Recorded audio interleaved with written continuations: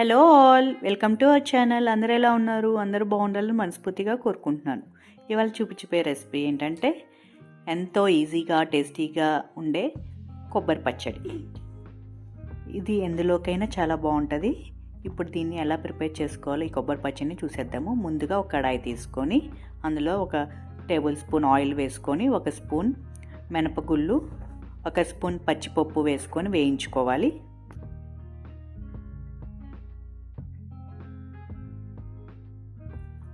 ఇవి వేగుతున్నప్పుడే 4 పచ్చిమిర్చి ముక్కలు 4 ఎండుమిర్చి తుంపుకొని వేసుకొని వేయించుకోవాలి. ఇవి వేగుతుంటే మంచి అరోమా వస్తుంది. ఆ స్మెల్ చాలా ఇల్లంతా గుమాయించి కొట్టిద్ది. చాలా బాగుంటుంది ఈ స్మెల్. ఈ విధంగా వేయించుకోవాలి. ఇది వేగుతున్నప్పుడే 4 రెమ్మలు వెల్లుల్లి వేసుకొని వేయించుకోవాలి.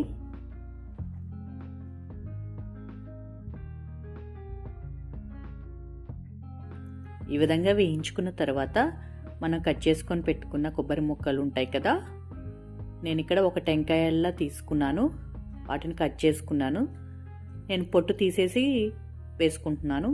మీరు పొట్టుతో అయినా వేసుకోవచ్చు. 1 నిమిషం పాటు వేయించుకోండి ఈ కొబ్బరి ముక్కల్ని. ఈ విధంగా వేయించుకున్న తర్వాత ఒక జార్లోకి తీసుకొని చల్లారి పెట్టుకుందాము.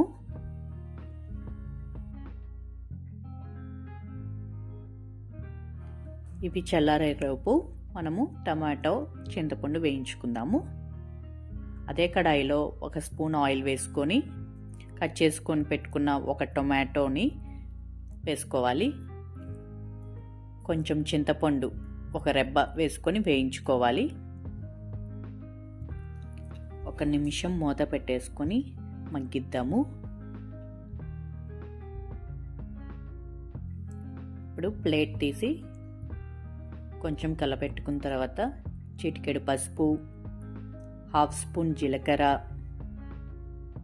వేసుకొని వేయించుకొని మూత పెట్టుకొని మగ్గిద్దాము. టొమాటోస్ చింతపండుని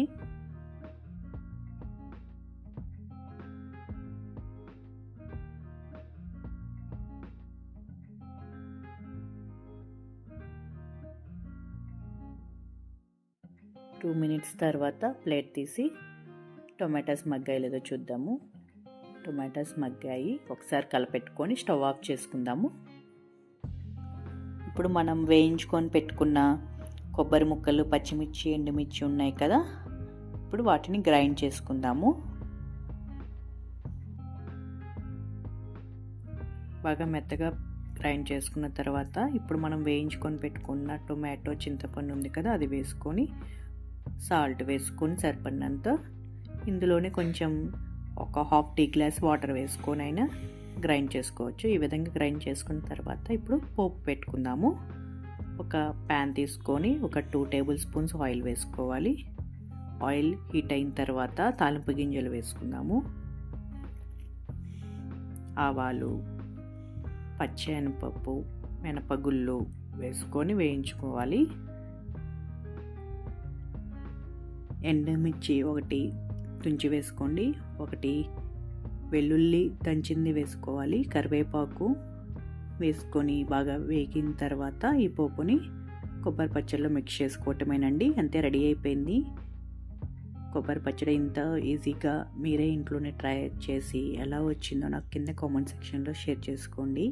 కొబ్బరి పచ్చడి అనేది దోశల్లోకి, అన్నంలోకి చాలా బాగుంటుంది. నా వీడియో కనుక కొత్తగా చూస్తుంటే లైక్ చేయండి, షేర్ చేయండి, సబ్స్క్రైబ్ చేయండి. పక్కన ఉన్న బెల్ ఐకాన్ యాక్టివేట్ చేసుకున్న రెగ్యులర్ అప్డేట్స్ వస్తాయి. Thanks for watching.